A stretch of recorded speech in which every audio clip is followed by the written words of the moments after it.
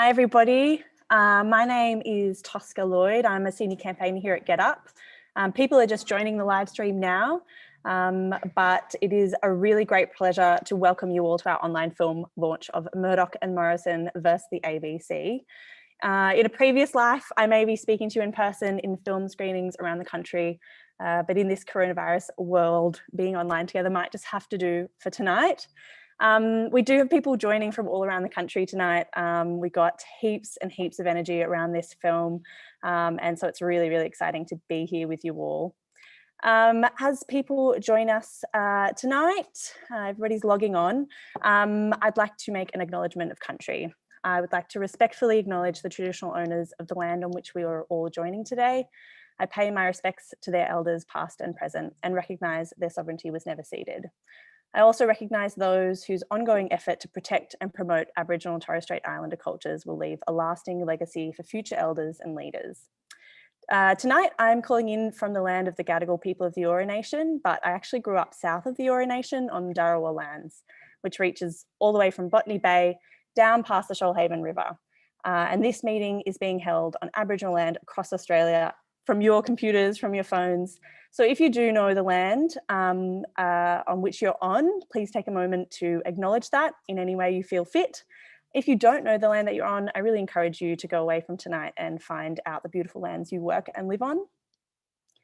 First Nations people have been fighting for truth and justice on these lands since the start of the colonial project. And the ABC, of which we're here to discuss tonight, gives us a place where we can go to for truth.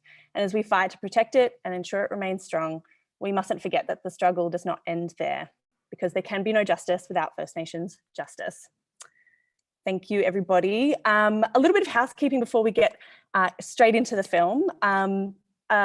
Basically, unfortunately, because of the sheer number of people who are RSVP'd, we weren't able to have a more of an interactive Zoom session today. But there is one way to send in your questions or your comments. We're going to open a temporary text line. You can text, I've just got a sheet here, but I'll show it again later, so don't worry, keep your questions. This is the number, 0408 614 530. There's also a hashtag there, Save Our ABC. So if you have questions for the speakers later on, you can text into this number, or if you have comments, reflections on the film while it's going, use the hashtag, and hopefully we can get a bit of a wave of support happening on Twitter if you use it. So the full film will be released tomorrow morning and you'll all receive a link to watch it in your inboxes, but I'll dive into that a little bit later. Okay, so why are we here? I don't think it's too much of a spoiler to you all here today that our ABC is under threat, and it has been for years. The weakening of the ABC is as steady as it is deliberate. And in attacking the efficacy and relevance of the ABC, its enemies have sought to reduce it to the point of no return, or into subservience. All this will be made crystal clear to you all in just a moment, but I'm hoping for something else here tonight. I'm hoping by watching this film together and having a great discussion that this movement will, as the kids say, level up, that this movement will strengthen and grow, especially as we enter into what is shaping up to be an election year.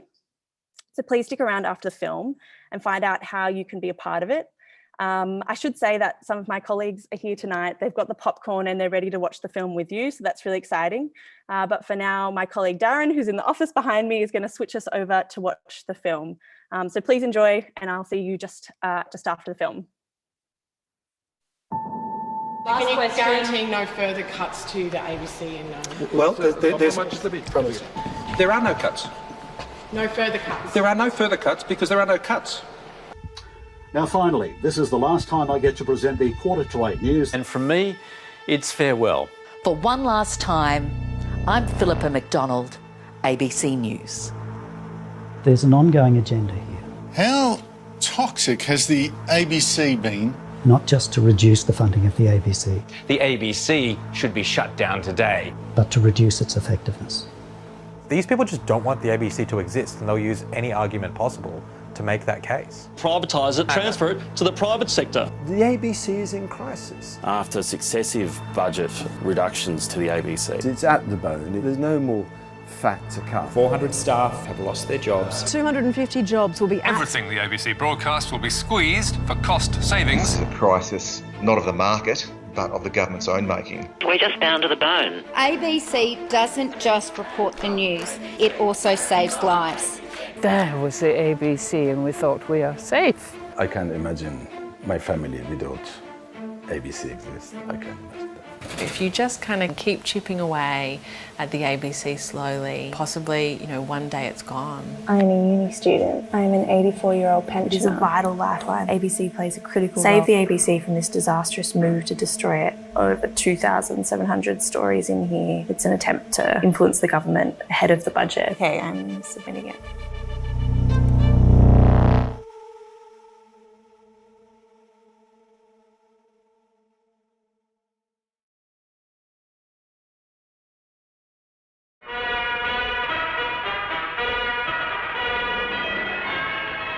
This is the ABC broadcasting through national, regional and shortwave stations. It started as a radio service in 1932. And there was bipartisan support for this national network of 12 radio stations that went from Rockhampton in the north round to the west. Australia's a big place with 9 million people. And the ABC, you have to keep them in mind. The experience of the Second World War was that Australians began to rely more and more heavily on radio broadcasts and on the ABC. And governments of the time moved towards strengthening the ABC, putting more money into it, and removing the constraints on the news that it could broadcast. 1956, the decision was made to bring television to Australia. This emblem that you've just seen is tonight the symbol of a historic occasion. The newspaper proprietors, people like Sir Keith Murdoch, for example, were very opposed to the ABC having its own news and current affairs service. There was quite a lot of opposition and pressure on government to limit funding for the ABC and limit what the ABC can do. The most prominent campaigner against the ABC arguably is the IPA, which is right-wing think tank set up in the mid-1940s. They campaign on issues like small government. What would the public sector look like if the IPA had its own way? It would be much smaller. Ending red tape. Red tape is a really significant problem in Australia. They think coal is hard done by. Well, the only reason we don't have coal plants being built is because 10 years worth of climate rubbish. And they've waged a campaign. They should, we should sell off the ABC. I think the case for privatising the ABC is getting stronger every year and will continue to. We know that big coal is in there, a major supporter, big oil, big tobacco, and also many, many Conservative politicians. Parliamentary colleagues, there are many of them here. That is a major worry in terms of the policies that the IPA are advocating.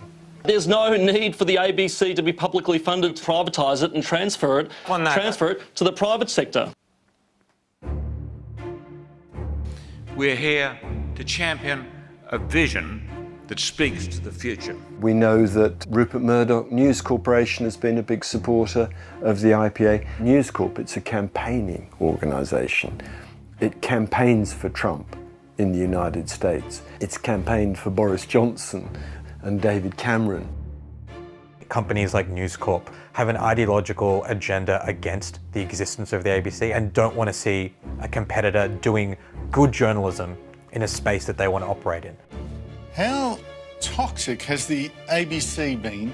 It's a menace to our democracy. Murdoch's campaign against the ABC is just extraordinary. I mean, there's the hyperbole. You couldn't have got a better demonstration of the leftist groupthink. Relentlessly left-wing. It's overboard. The Murdoch media, they don't believe that public broadcasting should exist on the scale and in the way it does. Is a pattern of the way that this company operates in Australia and around the world, where it eats up smaller competitors and it uses its political power to destroy its enemies. And in Australia, that's the ABC. I think that has had a very big influence on various political figures in government and sometimes in the crossbenches. There's an extraordinarily close relationship between senior figures in the government and News Corporation.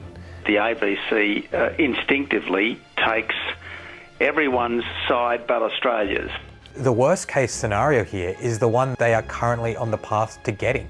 And it's News Corp and the hard right wing of the Liberal Party working together to both broaden the reach of News Corp and at the same time rip apart the one bulwark we have against that media concentration. We announced a 1% reduction in funding to the ABC and SBS by $83.7 million over the next 3 years. By 2024, the ABC will have lost $1 billion from its budget. It's been happening slowly, but it's been happening steadily over the past few decades, and we're marching towards it.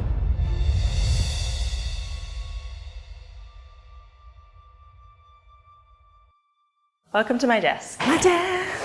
There's a lot of ABC stuff on my desk. This yard sign, which was used during the Eden-Monaro by-election. The ABC was obviously super critical in Eden-Monaro during the bushfires last summer. We've got the bananas in pyjamas costume. There's always somebody in the office who's co-opted to wear it. So today we're going down to the far south coast of New South Wales, and we're going to meet some members, some GetUp members who really care about the ABC, and they're going to tell us why.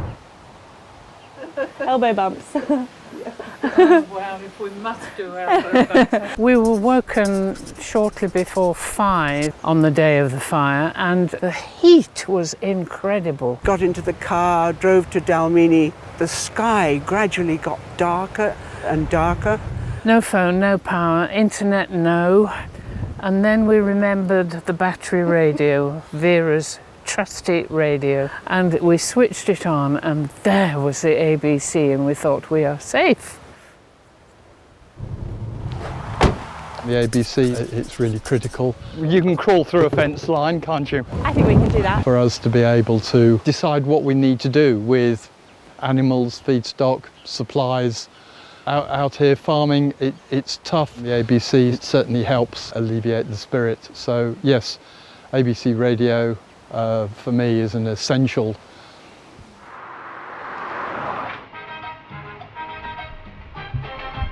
That was Celia Cruz with La Vida es un Carnaval, was the final song selection of our Ladies Lounge guest. My name is Alice Ansara, and I live in Maria in town. I'm a townie, and I also volunteer in community radio. The good folk of the Eurobadella definitely are in need of rest after the summer that we had. I woke up that morning of New Year's Eve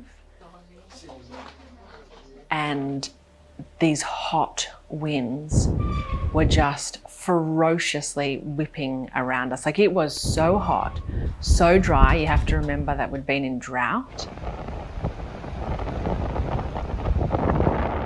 The garden out here that you see was just brown. Nothing was flowering. So these winds come up with the heat, and I thought, this is going to be really, really bad.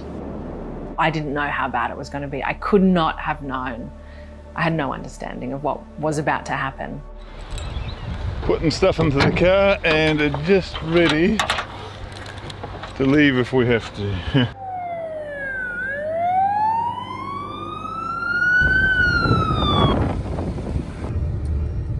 The Currowan fire, which was in the north, that had been growing exponentially every day.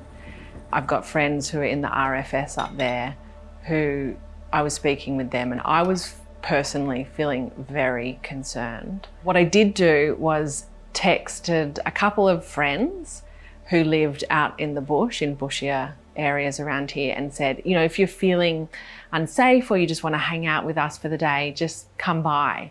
And I had gone out, I think, to fill up the car with petrol, and I came home and there were just people, dogs, children, just who I didn't know, just filling up the house. And we all just kind of stayed here on guard for the next few days. Once we lost power and reception, all we had was the ABC radio. So it was this lifeline that we were clinging onto. Coastal areas east of the Princes Highway from David's Bay to Brownlee. And then all of a sudden, the radio just went. It was just static. And I remember going over to the radio and just like desperately trying to pick up the station. And we didn't know at the time that the transmitter had burned and it was gone. So for us at the local community radio, our transmission just went out. And we couldn't transmit to our listeners. And that same fire burnt the ABC transmitter for our area. You know, there's someone I know that describes it like being on a little boat in the middle of the ocean, blind, with one anchor rope. The anchor rope slipped away. It's just so clear that the ABC is such a trusted and necessary resource for regional communities, for any community in a crisis or disaster situation. I think, yeah, it's really disappointing that the fight for the ABC has become politicised.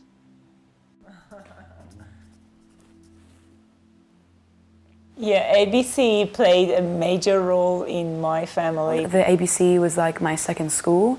I believe that this is something that all Australian family needed.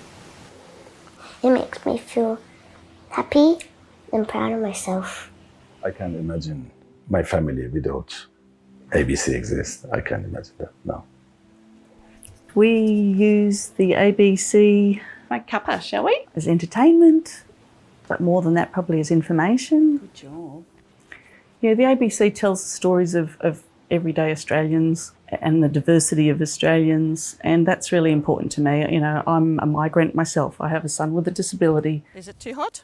Seeing all of that reflected back to us, I think is really important. It strengthens who we are as a people. Ah, good job. There you go.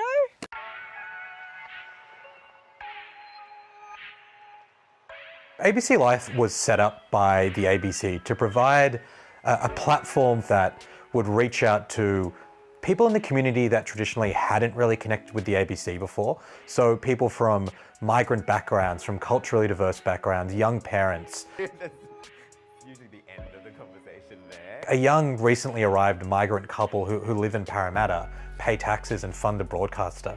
Like, they deserve the ABC and storytelling from the ABC as much as an elderly white couple living in Balmain or Osman. It should be there for all Australians. And that's what ABC Life was trying to do, was a part of that, was a part of the ABC fulfilling its charter to service the entire community. Whenever the ABC tries to do something new, right, whether it's when it first set up its websites, when it first introduced broadcast on television, it was attacked by elements of the press, particularly places like News Corp, who saw what the ABC was doing as a threat to them. And when we launched ABC Life, the same pattern happened. Let's have a look at ABC Life. It's a complete waste of money, stupid stories directly competing against private media outlets. Before ABC Life had even been launched, Andrew Bolt wrote a story where he called me a green Muslim leftist who was hired by the ABC to talk about pickles. I was talking publicly about the fact that the ABC Life team was really diverse. They said that was basically a huge waste of taxpayer dollars. We were talking about relationships, issues around women's health. They said that was outside of the charter of the ABC. ABC Life also told a story about, you know, how do we reconcile the fact that as young people, we didn't always necessarily know how to call out blatant sexism, racism, or homophobia. It's not really clear why Chris Kenny's so mad about wanting to call those things out. ABC Life, it seems to be in the frame as a place the ABC could save some money. You would have some days where there'd be a front page story in The Australian saying that ABC Life was wasting money. And then in Senate estimates that day, politicians would be asking questions about how much money was being spent. How much does the ABC spend each year on the ABC Life website? It really felt like this huge assault from some of the most powerful people in the country. The successful website ABC Life, a regular target for ABC critics, is another casualty. Dumped and rebranded as ABC Local, with the loss of 9 journalists who helped bring a new, younger audience to the ABC. The targets that had been set for ABC Life, in terms of the amount of people it needed to reach, the views on the website, the views on the videos, you know, they were killing it. It was double the KPIs that had been set. And the reward for that was it being shut down. It sort of says that News Corp, Rupert Murdoch and conservative politicians can get their way if they're loud enough. Every cut to the ABC forces the ABC to pull back on its journalism, to pull back on its storytelling. And when we lose bits of that, I think that's just bad for the country. ABC's Triple J helped launch my career in a fairly significant way. Play a little Piano?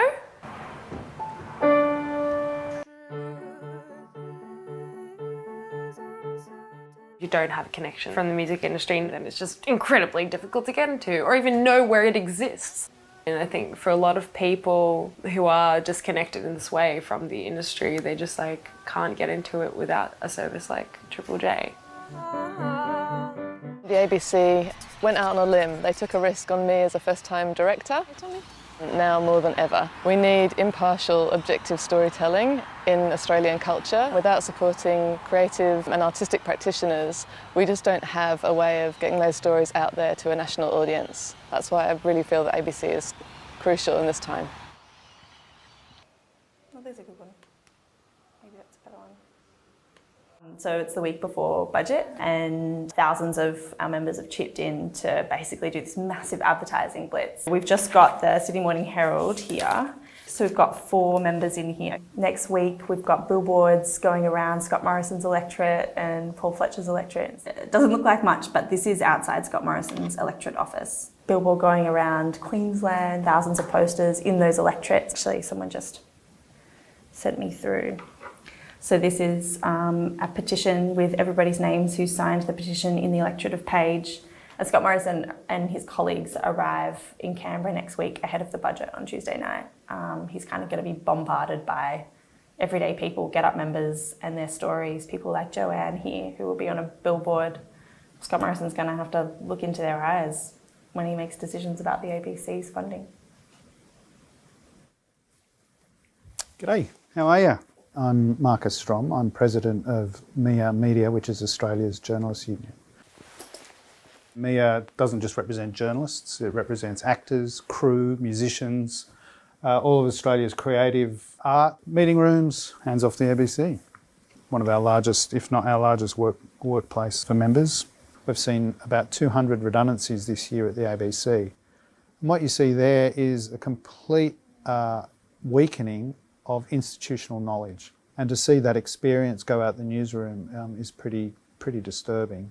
How receptive has the federal government been to our efforts to secure the future of the ABC? They haven't been receptive at all. We've seen in real terms the funding of the ABC being essentially halved over a period of years. I think we're at a tipping point. Most people understand privatisation of government services, the movement of services from the public sphere into the private sector, and it can happen in wholesale sales, or it can be breaking them up and selling off bits. But privatisation by stealth is where you actually have this gradual, almost unobservable reduction in the ability of an organisation delivering a public service to deliver those services. This is how privatisation by stealth works. Each of these pieces represents a cut in funding to the ABC. I've got here, because the list is so long, I can't memorise it all. When you take out $9 million a year, which was the first cut. We've seen the axing of Lateline. When you take out $254 million over 5 years. Elements of Catalyst have gone. Take out indexation at 14. State-based 730 programs have disappeared. And then 28. Reduced programming on Classic FM. And $40 odd million. Radio National music programs have gone. When you take out $20 million a year of a 10-year contract to deliver international broadcasting services. The closure or downsizing of ABC Bureau in Tokyo, Bangkok, New Delhi, Africa and New Zealand. There are more pieces Cuts to language service coming out. Australian drama on ABC TV has fallen by 25%. All the time. Most of ABC production in Adelaide has been shut down. Supplying. ABC shortwave service was terminated. 5 ABC local newsrooms were closed. Their impact is multiple. ABC Fact Check was axed. 745 News has been axed. Each year adding to the other. Halving of the PM Radio Current Affairs program. Complete running down of some pretty core news services. And the danger is, at some point, the whole thing is going to collapse. That is what forms the idea that over a period of time, by reducing the funding, reducing the effectiveness of the organisation, its capacity to deliver services, you can effectively achieve privatisation by stealth, and that the private sector can step in and take over the role of the ABC. The only problem with that, of course, is the diversity of our media that's suffering and is the rubble of the collapse. So it's the morning after the budget. There's a couple of reports online this morning that suggest that ABC funding there's been a cut, but it's very confusing. I don't know. I think this is the point at which we call Michael.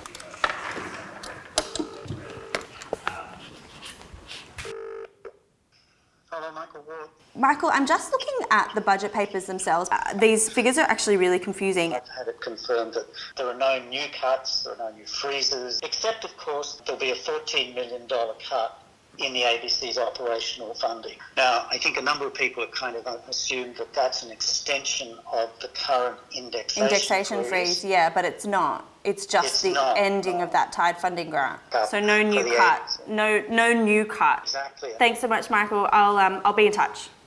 Thanks. Bye now. Bye. So Michael's just confirmed that there actually have been no new cuts levied against the ABC in this federal budget, which is a small sigh of relief after a year of an exceptionally hostile coalition government and Murdoch press and some rumours. But there's nothing to account for all of the past cuts that total something like over $700 million. So it's kind of devastating, but at the same time, you know, we've been working really hard this year. A lot of people have been working very hard this year to see no new cuts in the budget. So very small win.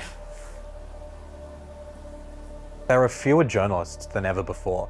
There are fewer outlets than ever before. So again, that's deliberate, you know, that's a deliberate result of decades of media concentration and underfunding of public sector journalism. Most of us experience politics through media coverage. If journalism is in crisis, then our understanding of all of the critical issues that are occurring in the world is in crisis. We're going to have bushfires again. We're going to have global catastrophes again. We're going to deal with huge world-bending, world-reshaping phenomena again. And if we continue to cut it, it might mean that the next time we deal with a huge crisis like this, whether it's a war or a climate catastrophe, we might not have the ABC. You know, when I think about ABC, I think about safety. I really don't know what I'd do without the ABC. Sport on the radio, music on the radio. I took the ABC for granted, it was there. Yeah, I would fight for the ABC now. There's no doubt this campaign is going to have to continue for many years to come. The ABC's up against some pretty powerful enemies. The ABC funding ought not to be cut and in fact should be put back.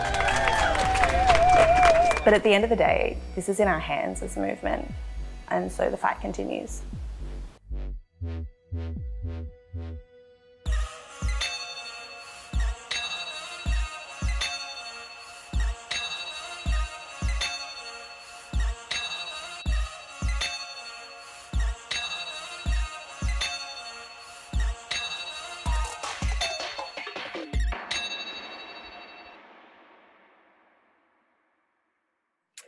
Amazing, amazing. Thank you everybody for watching the film. It's a real feat, and a massive shout out to Shay Natelovitz, who's here, our producer here at GetUp, whose work this is. This project took months to make, and I'm sure you'll agree it was a fantastic watch, but Shay, being a filmmaker, is much more comfortable behind the camera than in front of it. But I've convinced her to come over and say hi. Maybe you might have to use my headphones. Okay. Hey everybody, so excited that you are all here watching. Thank you so much for coming. This is awesome, so exciting. I'm gonna hand back to Tosca. Okay, fantastic. I'm so glad everybody watched the film, but now it's my great honour to kick off the discussion with our speakers. They're all sitting here on the screen. After I introduce each of them, I'm going to throw to them to say hi and tell us perhaps their favourite ABC moment, just to get the ball rolling. So firstly, we're joined by Quentin Dempster. For many of you watching tonight, Quentin needs sort of no introduction. He is a former ABC journalist who has been honoured with a Walkley Award for Most Outstanding Contribution to Journalism. His career is both distinguished and extensive, and with particular focus on corruption, whistleblowers, and public broadcasting. So Quentin, can you share with us a favourite ABC moment? Well, hi everybody. Thanks for doing this Get Up on Tosca. Listen, my favourite ABC moment was when what got me out of Brisbane down to Sydney in the biggest smoke was when I asked the incoming Premier of Queensland, what do you understand by the doctrine of the separation of powers? And to my great delight, he didn't know. Yes, fantastic. Okay, cool. Now to Michael Ward, whose dedication to a knowledge of the ABC has been invaluable. He's a former senior executive at the ABC and a media researcher who is currently doing his PhD on public broadcasting at Sydney Uni. Michael, over to you. Hi, Tosca. Hello, everyone. And again, thank you to Get Up. Thank you for putting that together, to Shay and all of your team. Yeah. Do you know my favourite? I'm not sure that it is my favourite moment, although Quentin has just reminded me of one of the great moments of Australian television, if not other. I was just sharing an experience. It's not necessarily a favourite, but it's immediate at the moment, and that is, I know people, and I'm close to people who are experiencing the bushfires in Western Australia right now, and some of whom have been right in the middle of it, and others are experiencing it today. And to be able to go online to follow the ABC emergency services, the up-to-date news, even to be able to listen into local radio there online, it's incredible, because you don't want to be bothering the people there because they've got so much on their mind, but you need to be able to follow it. And that's the one that's on my mind at the moment. Thank you for sharing, Michael. Yes, I think that almost every single one of us on this call, I know that my cousin is zooming in from Switzerland, so everybody is going to be able to relate to that experience, and especially Alice, who spoke so genuinely and helpfully in the film about her experience, which I'm sure spoke to a lot of communities down south and in WA today. Speaking of Alice, she's joining us from Maruya on the far south coast of New South Wales. Alice is an actor and a filmmaker, and as you saw now, she also has a show on community radio.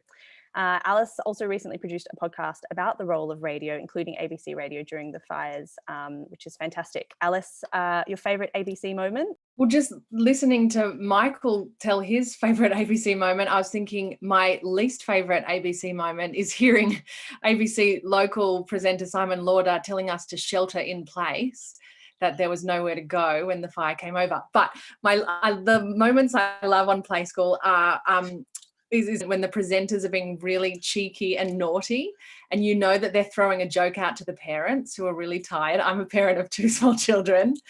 And yeah, I mean, the children's shows like Play School are an absolute delight. Fantastic.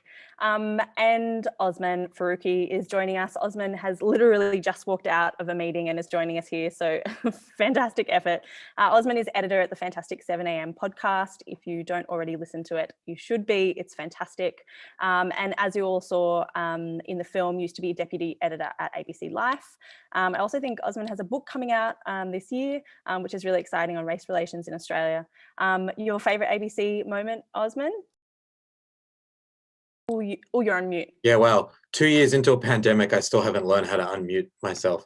You'll also notice that the doco, when it was filmed, was just coming out of Melbourne lockdown, and I had made my poor housemate shave my head, which is why I didn't have anything, but it's thankfully grown back. My favorite ABC moment, kind of like Alice, but from a different perspective, perhaps, is, you know, my parents moved to Australia when I was just 1.5 years old, and mum worked and dad drove taxis. So they would just put me in front of the TV, and it was ABC. It was Play School. It was the kids shows, you know, it was Sesame Street, which was broadcast on Play School. And it was my first sort of cultural experience of what Australia was, my first experience of watching English language television. And it played such an important role in helping me and so many other new migrants feel welcome in this country and feel like we could easily understand what was going on. And, you know, having original programming aimed at people like that is so important, and I'm an example of that. So that's often what I think about when I think about my favorite things about the ABC. I love that. I love that. It also resonates. You speak about, you know, kids from recently arrived migrant families. I actually spoke to an early childhood educator down near you, Alice, actually on the far south coast. And she spoke about something that I'd never really thought about before, which is kids living in rural and remote Australia who really have very little interaction with other kids until they hit school. You know, these shows kind of help them learn how to play. And she said it's quite common to see kids when they get to either preschool or school to use scenarios from ABC Kids to kind of connect with each other and to have a common sense of play, which I thought was really nice. But yes, for the people who missed at the beginning, my name's Tosca. I'm a senior campaigner here at GetUp, and I've been basically spending the last 12 months on the ABC campaign, from the bushfires through COVID, Eden Monaro by-election, and last year's budget. And I have to say, probably one of my favourite ABC moments was being a kid and finding out for the first time that Richard Moorcroft had a flying fox down his shirt while he was presenting the nightly news. And I'm not sure if anybody who's watching at the moment remembers that, but it certainly made the news a little bit more interesting for a kid, knowing that there was a little fox down his shirt. But let's get into it. We've got a discussion. I've basically got 3 broad questions that I want to ask you all. Let's see, are we on time? We are on time. So if you have a question that you would like to ask in the audience, you can text this number. Sorry, where it's a little bit lo-fi. I'm showing you this, but it's 0408 614 530. And my colleague will hand over some questions. We won't be able to get to them all, but might be able to get to some. So if you have a question for the speakers, then you can do that. Also, save our ABC on Twitter if you're a Twitter person. Okay, cool. So my first question is really about this government. We've just heard about the concerted effort of this current coalition government and the Murdoch press. And I suppose my broader question is, look, while the governments of Abbott, Turnbull and Morrison don't hold a monopoly on attacking the ABC, we saw that just now, that the ABC has been under some form of attack since it began. The intensity of their attacks really stand out. These sort of heinous attacks, reviews, vocal attacks. So I want to know what it is about this current coalition that makes them so bad on the ABC. I might throw to Michael first. Maybe you can give us some sense of how things have changed through different governments. Thanks, Tosca. Yeah, it's there's no doubt, as you say, that the relentlessness of the current government, various prime ministers, is in cutting the ABC and attacking the ABC is extraordinary. But it's not unique. I mean, looking at the history of funding, without going over the entire almost 90 years of the ABC, in 1949, the ABC moved to the consolidated revenue side of things after having been funded through a licence fee payment up to that time. And that introduced this annual federal budget process. And although the coalition government that was elected that year was strongly supportive of a dual system for both radio and television, and the ABC was part of that, there was good, strong funding for the introduction of the national television network, which was the ABC with local commercial television. You could say then through the 1960s, if you were polite, you'd say that funding stalled. If you're impolite, you'd say completely stagnated. With the election of the Whitlam government, there was a massive, the ABC budget actually doubled in 3 years, from 66 million to 129 million. In real terms, and that is after inflation, it was a 25% increase. That was washed away with the Fraser government in its first years, cuts of 20-odd%, although they restored some funding towards the end of their time. The pattern continued with the Hawke government in its initial years, increasing the ABC's budget again by around 25%, before starting, there were some cuts to the budget. And in fact, there was a table that used to appear in the chart that used to appear in the ABC annual reports until I think some people said they didn't like it. It showed that the ABC funding in real terms actually peaked in 1985-86.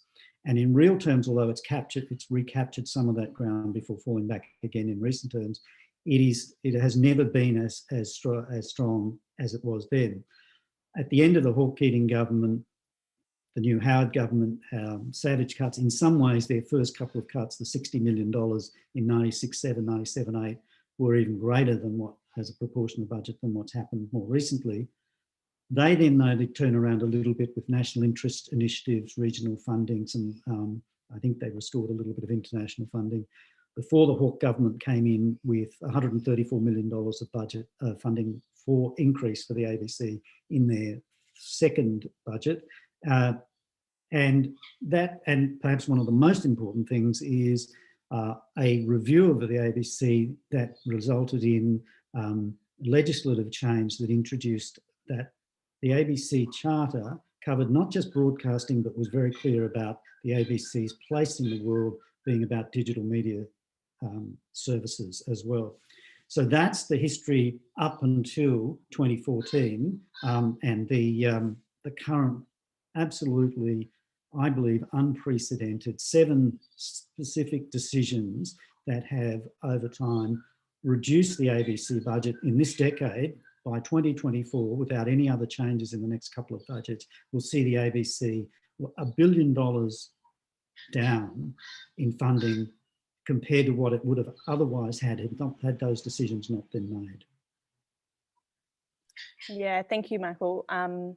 I wonder whether, Quentin, you could comment, sort of, you've been in this fight quite a long time, both as a journalist and as an advocate. What's your take on how these attacks have sort of changed with this particular government?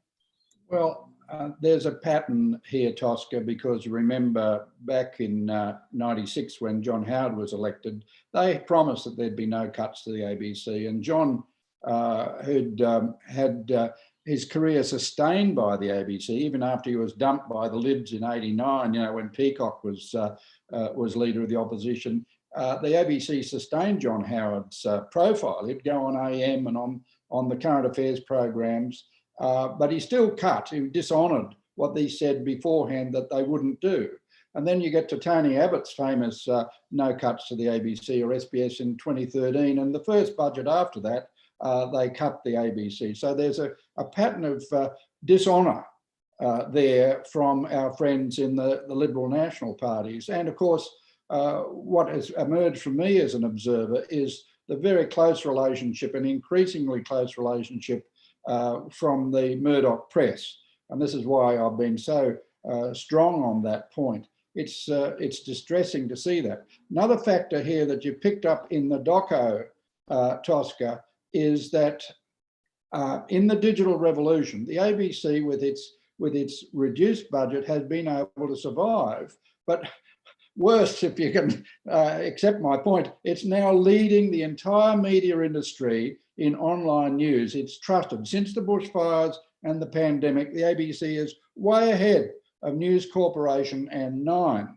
And I think, Michael, I hope you'll agree, and the other panelists will agree, that that's added another intense rivalry. And now we find that the Nine Entertainment, which now incorporates old Fairfax newspapers, are now starting to ramp up the vilification of the ABC as well. Stutchbury, our mate Stutchbury over at the Fin Review, running pieces from the IPA about privatise the ABC. Heavy vilification. I think one of the major reasons here we are in 2021 is because the ABC now is too successful. I'd always thought, oh God, if only it was down about 3, News and Nine were there and the ABC came in there. But it's now ahead because the public trusts the ABC. Absolutely. And I mean, I think Osman could speak quite well right now. I mean, as we saw in the film, an incredibly successful project of the ABC was ABC Life. And that came under incredibly intense attack. I wonder, Oz, if you could speak a little bit about how these attacks affected the internal workings of the ABC, on morale, on self-censorship. How did those attacks play out on the inside, so to speak? Yeah, I think Quentin's point is right. I think, obviously part of this is ideological, and part of this is driven by the commercial imperatives of the 2 biggest media companies, News Corp and Nine Entertainment, and the increasingly strong alliances between those companies and the politicians that are in government right now. And so I think what was interesting in the last couple of years, particularly when I was at Life, was seeing newspapers that have traditionally, if not been the staunchest defenders of the ABC, have generally been on board with the idea of an ABC. I'm thinking, I grew up reading the Sydney Morning Herald and people in Melbourne reading The Age. You could rely on those papers to defend the ABC as a public institution that should exist to serve the community free of commercial interest. But as the media model has kind of been disrupted and broken, and every media exec is desperate for as many eyeballs as possible, they increasingly see the ABC as a threat. And so I was kind of thrown to see basically all the big media companies attack the ABC for its decision to launch ABC Life. And the goal of ABC Life was to take the kind of journalism the ABC had done with shows like Gardening Australia, things like Life Matters on Radio National, the kind of segments that local radio do. They're things that aren't always necessarily hard news or current affairs, but the ABC's charter is pretty explicit. It's never been about just hard news and current affairs, and to take that to a younger audience that the ABC was leaving behind.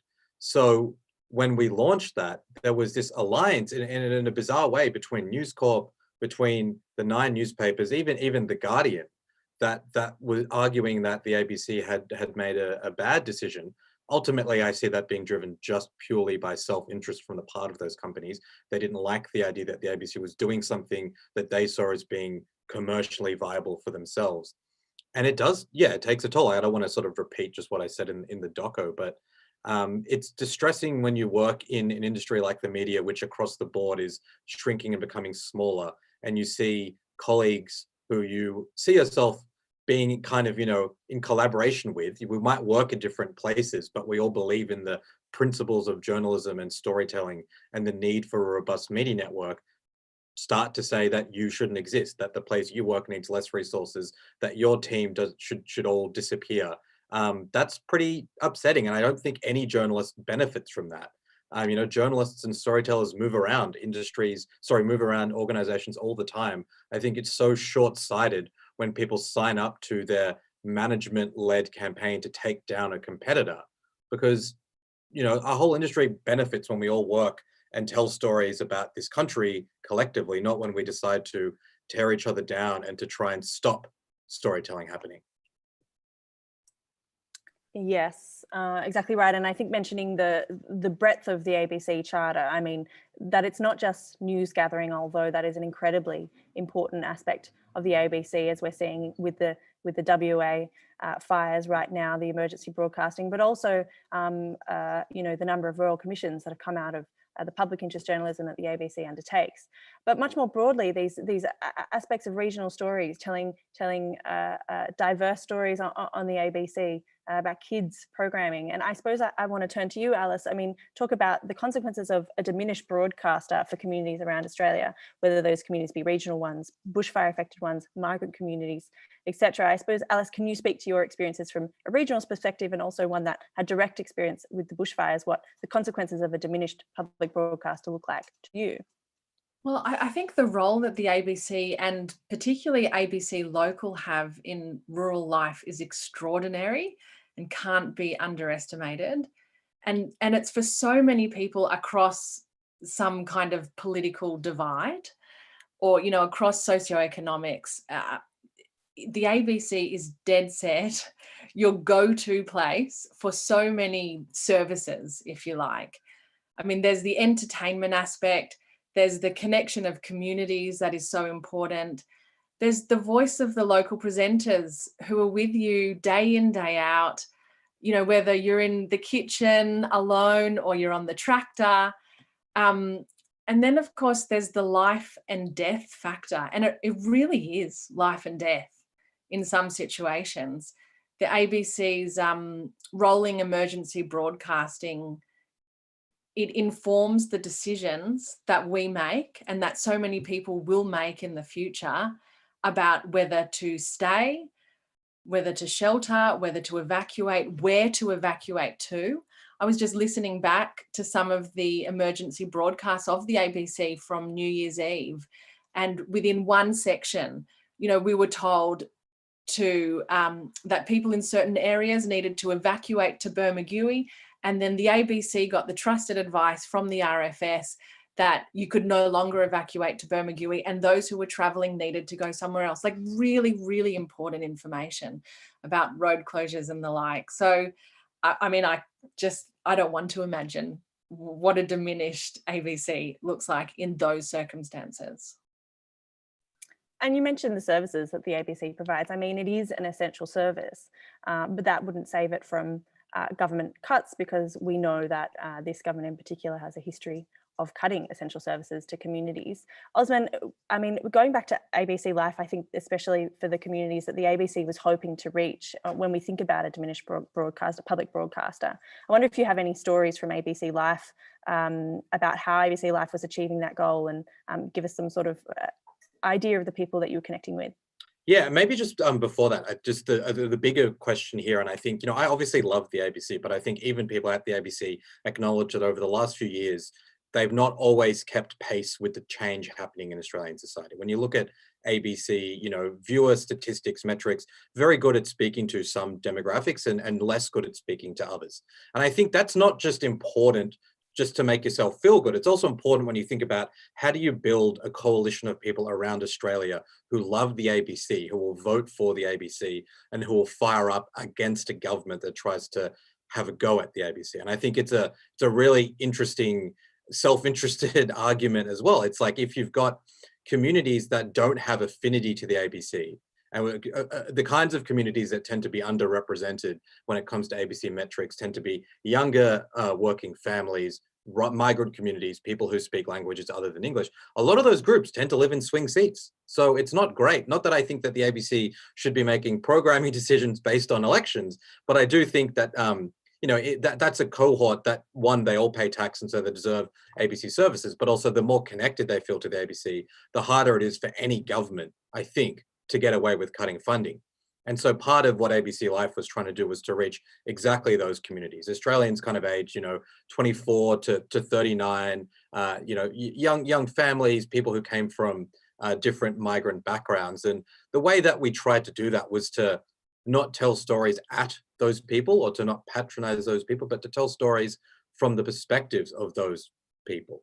And you know, I think about examples like when the Indian festival Diwali was happening. You know, Indians are now the largest migrant group coming to Australia every year. And rather than doing what I think the ABC had traditionally done in this space, which was explaining to its audience what Diwali is and what Hinduism is, we actually took the perspective that, well, a large part of our audience are probably Hindu Australians or Indian Australians. Let's make stories for them that they don't feel like they're being talked to by a group of people that they don't feel. And then, you know, if they watch something that's being made at them, then they're like, well, this isn't really for me. I'll just stick with, you know, something from my community that I trust. So we tried to build those relationships. We tried to tell stories. And sometimes that might mean the traditional ABC audience didn't like that story. That's totally fine. There's a lot of stuff for traditional ABC viewers and listeners. And we wanted to try and reach out to those who are not traditional. Like I said, because, you know, they deserve it. They're Australians. And also I think it just strengthens the relationship the ABC has with the broader population.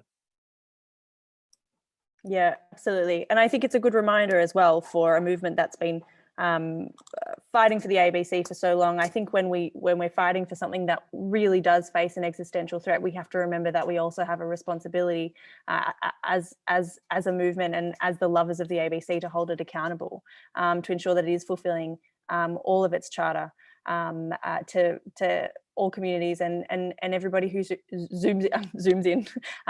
tunes in around Australia. So I think that's really important. Michael, the ABC, I mean, we're talking about the charter, but I mean, the ABC is legislated to service communities despite what Murdoch thinks. I wonder if you could talk to us about the ABC's charter obligations and the role of public broadcasters in sort of servicing the interests of all communities, including perhaps minority interests. Yeah, sure. And it's really interesting in the context of the three comments just now, and particularly thinking about what Osman was just saying. I mean, the core policy objectives of the ABC are set out in its legislation in Section 6 in the Charter, and they're quite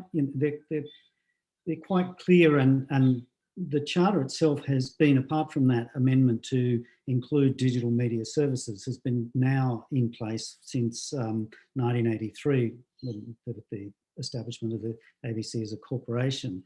And it is to be to provide these innovative and comprehensive broadcasting and digital media services. And apropos what Osman was just saying, it's had this role, like one of the key roles of public service media around the world, of contributing to a sense of national identity and reflecting the cultural diversity of the Australian community.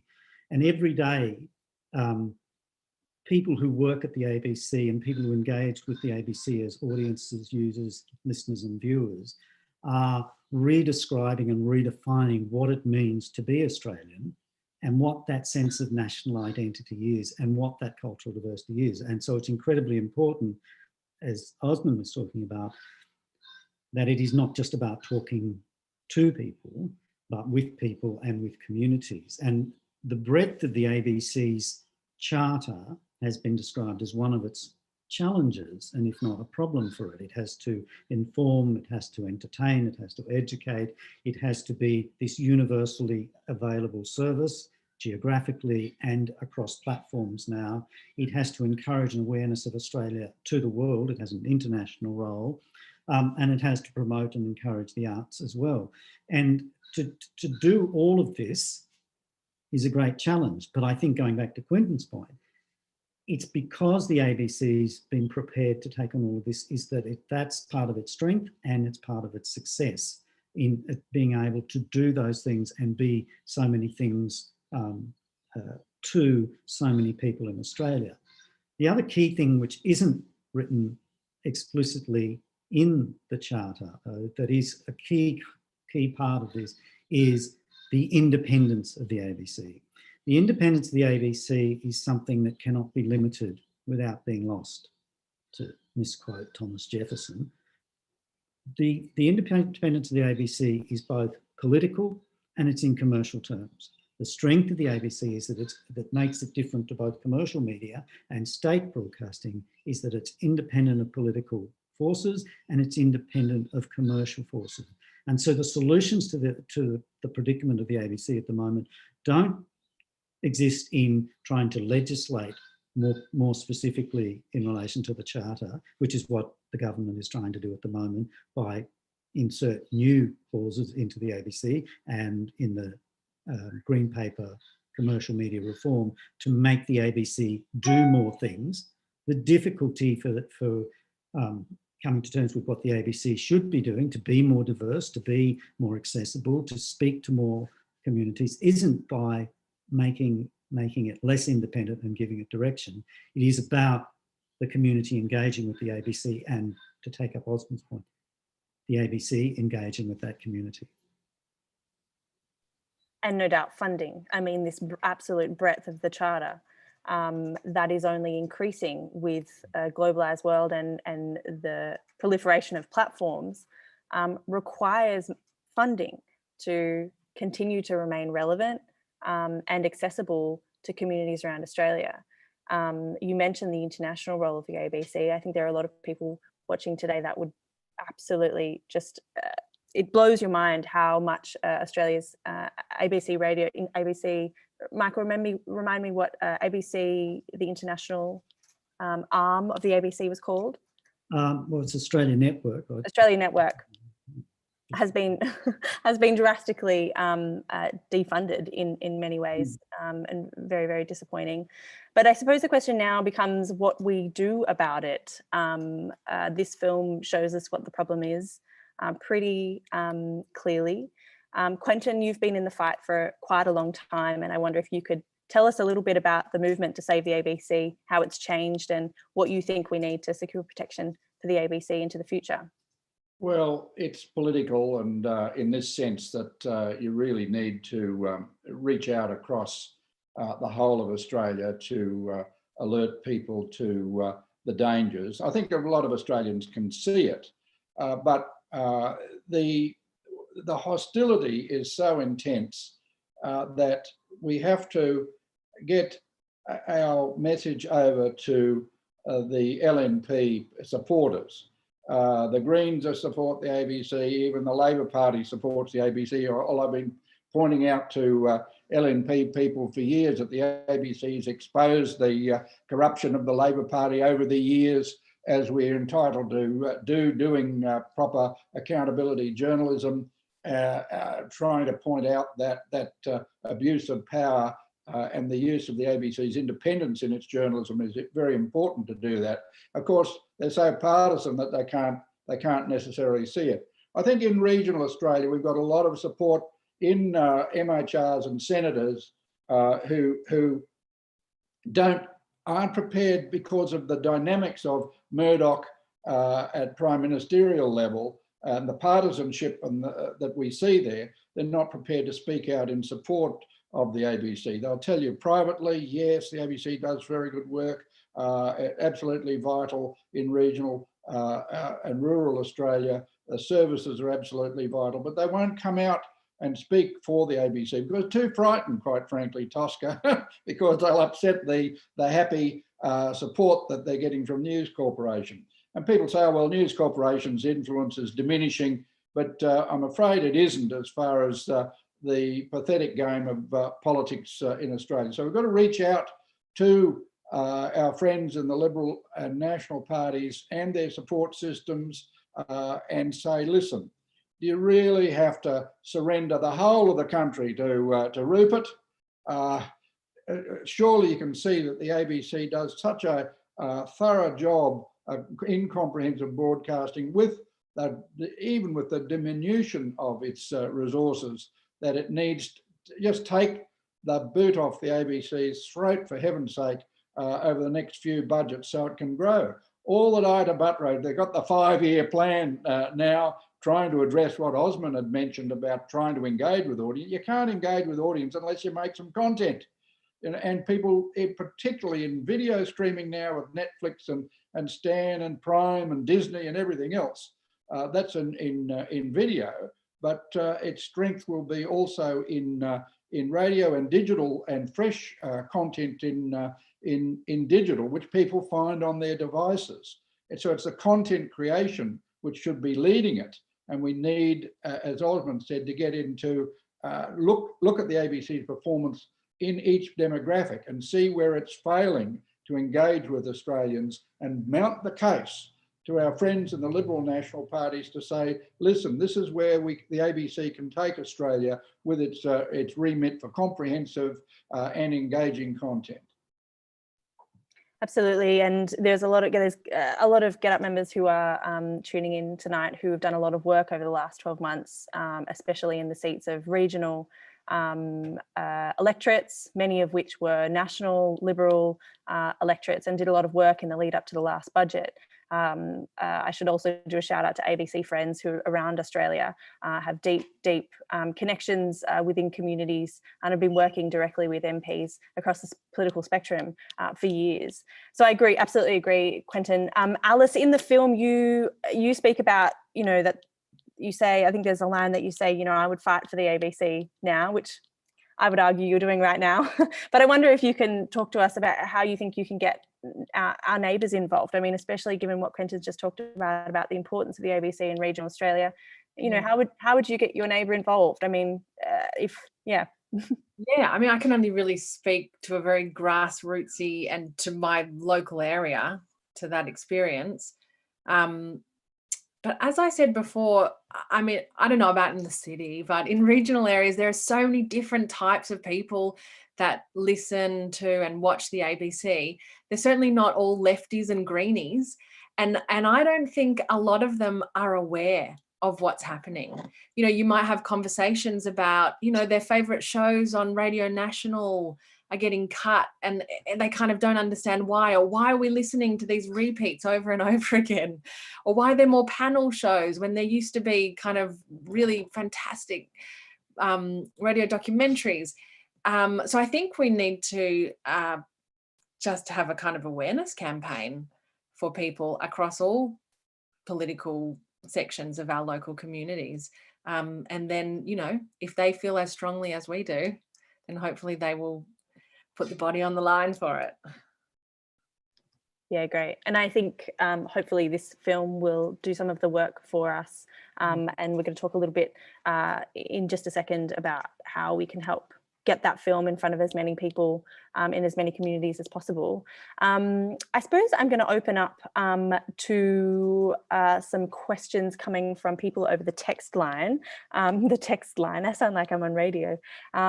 So my colleague Chandy has just popped them in front of me. 1 second, let's have a look at them. They've been coming in. Great. So we've got one perhaps for Osman. It's from, I'm not sure who it's from, but it says thinking positive, thinking big, thinking exciting, and what they could do with more.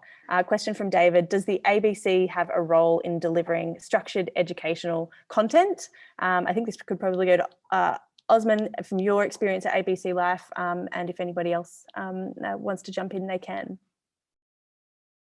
I think there's a few things. I think to pick up on what Alice was saying, the question sort of speaks to maybe how little a lot of people understand the ABC already does in so many of these spaces. Like BTN Behind the News is an amazing program, but alongside, if you're not familiar with it, it's a show that airs, I think, still weekly, that is aimed at primary school age children, maybe early high school, to help explain the news to them. Alongside every episode of BTN, curriculum information is also written so teachers can make their students watch the episode, but also then expand on those ideas and incorporate it within their learning. And the ABC has recently launched, I think last year or the year before, ABC Kids Radio, which is a radio network that is sort of aimed kind of at kids and parents, something that parents can have running, and it's a way for young people to familiarize themselves with the concept of audio and news. And again, a lot of that stuff has been informed by educators, by experts who are helping work hand in hand with the ABC to create stuff for young people. And Quentin said this before, you can't do this stuff without money. In some ways, the ABC is a victim of its success in its extraordinary ability to keep doing these new things, to launch things like ABC Kids Radio in an era of declining budgets. And, you know, you think back to when ABC launched iView, it was the first streaming platform in Australia, predated Stan, Netflix, Amazon Prime, SBS On Demand. But without the funding, it's now the only streaming platform that doesn't have high definition. So it doesn't look great on most people's televisions. It's not optimized for mobile streaming, so it's not great on your mobile phone. So it will suffer, and Netflix will win. And, you know, shows that the ABC produced are now on Netflix. They're not on ABC iView. And a lot of that comes down to the lack of resources. So I can totally see a world where with extra money, the ABC can be amazing at delivering on-demand content, not just for entertainment, not just for news, but imagine a BTN that's like able to be streamed in much more reactive time to what's going on than the current sort of framework, and able to be interactive with the kind of technology that we have now. That's the potential future for the ABC. It's a pretty exciting one if we fund it properly. Absolutely. And Shay and I, when we were down in Maria filming with Alice, we had the absolute delight of listening to some of the ABC Kids Radio with Alice's kids. What was that show where they choose 3 words and they have to create a story from it? Story salad. There we go, story salad. And it's a perfect example. I mean, watching your kids listening to this story where you sort of throw 3 words and they have to make a story out of, you could see kids learning how to be imaginative, sitting there listening to the audio and, coming up, putting their own images to it in their brains. I mean, it was so beautiful to watch because it was teaching kids and showing kids another way of storytelling and another way of being entertained. It was beautiful. I have another question. So this one is from Michael. Does the Minister of the Day have too much power? Maybe I'll throw to you, Michael, unless someone else wants to jump in. Before I start to answer that, can I just correct something I said before when you asked me about it? The Australian network was, of course, the contract cancelled, the $200 million contract that was cancelled. The international services are now called, ABC's international services are now called ABC Australia and ABC Radio Australia. So apologies for that. The ministerial powers theoretically are not great and are not problematic for the ABC. They're not as great as they were under the Commission prior to 1983. The greatest power that the government, the executive, has in relation to the ABC is in its funding and the failure to honour long-term funding contracts such as triennial funding, and to use the leverage of that of the government of the day to try and influence outcomes with the ABC. So that's the power that the government has and that the minister has. More generally, the ABC independence apart from funding. So it's not coincidental that funding has been cut. It is the leverage point, unless you change the legislation and give more power to the government of the day. Now, as I say, that's been tried as well. But no, I don't think, apart from that funding power, the minister has too much power. Quentin? Could I just say, Tosca, that the realpolitik, as we know, is in the Expenditure Review Committee of the Cabinet, and sometimes the managing director and ABC executives get some insight into how they're going, and sometimes they are completely blindsided that they didn't expect what has transpired. And the most recent example of that, I think, was 2018, when they had what was called an indexation pause. So you don't even get an inflationary adjustment to your operational base funding. And the News Corporation always comes out, but you're getting more than $1 billion. They don't take into account the fact that the compulsory transmission costs, 180 million or so, comes off the top of that. And then to lose what would be a little bit of a buffer with an inflationary adjustment to go, that means, as I said, you've got to manage the place down all the time. So with the bulk of the appropriation going on people's payroll, you just got to get people out the door to save the payroll. And that's the content creators. Of course, they've got rid of a lot of executives in the last round, appropriately, because, as you know, my bias is to creating content and programs that engage audiences, but invariably it's the what can we cut? So they have had a skew to keeping the ABC surviving through the digital revolution, but other great programming that is engaging with audience. I don't think it's in the annual report, Michael, exactly how much the ABC is spending on original Australian drama, for example.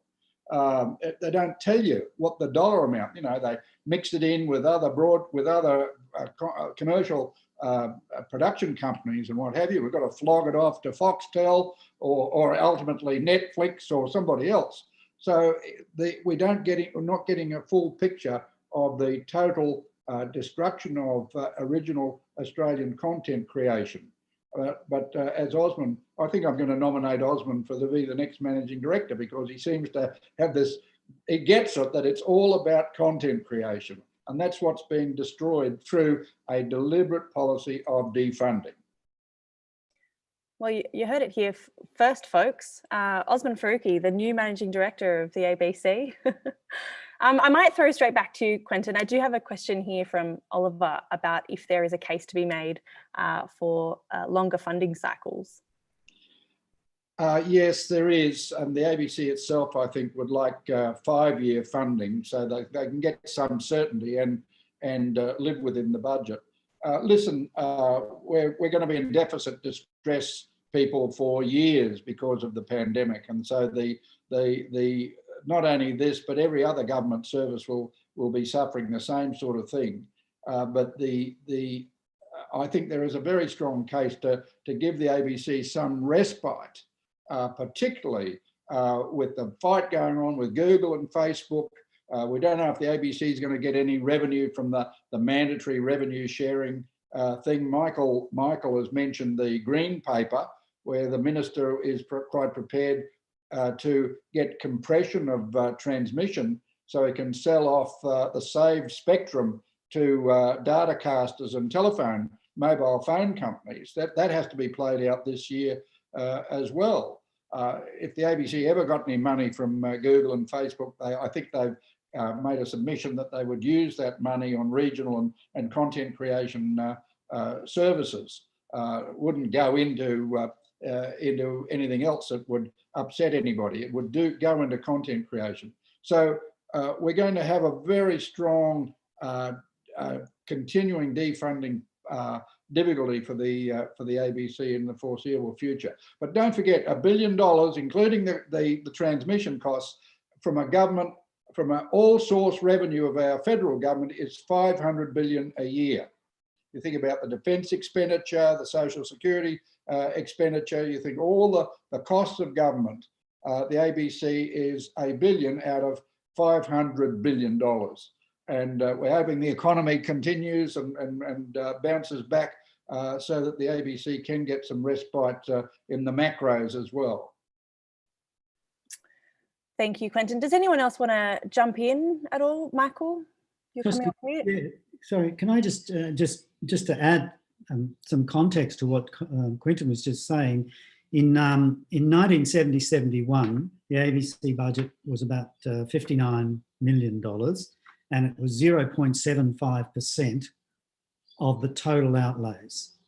In the last budget, it's, as Quentin says, it's just over $1 billion out of over 500 billion. It's slipped to 0.23% of the total outlays. In real, not even in real terms, as a percentage of the outlays that the government spends each year, the ABC is a third of the funding it was in terms of the total budget 50 years ago, and yet delivers all of the extra services. Now, the great challenge, because I agree with what's being said about the success for the ABC lies in content and increased content services. Education, I think, is a really important area. It's in the charter. It's about at the core business of public service media. But we can't get past this point, as saying that the organisation is in dire financial strait, and that is part of the reason. It is such a low level of funding compared to where it has been historically. Thank you, Michael. Phenomenal, really. I think that's all we're going to have time for from people sending in, and I'm sorry that we didn't get to all of them. But everybody has dinner to have tonight. But before we log off for the night, there is something I would like to ask of everyone, because tomorrow morning you're going to receive an email with a link to the film. So you'll be able to watch it again. And for obvious reasons, this film is not going to be playing on the ABC or any other television station. It's just simply a bit too hot to handle. So we actually need your help to get this film to reach as many people as possible, because we all know one thing, and it was mentioned before by Alice, you know, great numbers of people support the ABC. We know that if every person who relied on the ABC, loved the ABC, grew up with the ABC, were a part of this campaign, we'd probably win by tomorrow. But we need to get the word out that there is an issue here, there is a problem, and we need to come together to fight it. So if I can get a commitment from every single person who's at home at the moment watching this on the train home from work, that when you see the film land in your inboxes tomorrow, that you click on it and you share it. You share it to Facebook, you share it to Twitter if you use it, you share it via email, and not just your usual share and forget about it. But if you can ensure that at least 3 people who might not already be involved with the campaign to save the ABC watches it, we'll certainly be on our way to making a movement that is ready to take on the likes of Murdoch and Morrison, because that's actually what we need to do in the coming weeks. We're going to be taking this film to Canberra and ensuring key politicians engage with it. We're going to be ensuring that senators watch it. We're going to be ensuring that those regional, national LMP politicians have it in their inbox. We want it to go viral and we want it to have impact. So this movement really relies on many people taking action together to make change. So for now, please go and have your dinner, enjoy your evening and chat with friends about the film. But tomorrow, let's take some action and make sure that this film gets out there. And a big shout out and thank you to all the speakers for joining us here today from around Australia. And thank you again for those who are part of the film. Bye, everyone.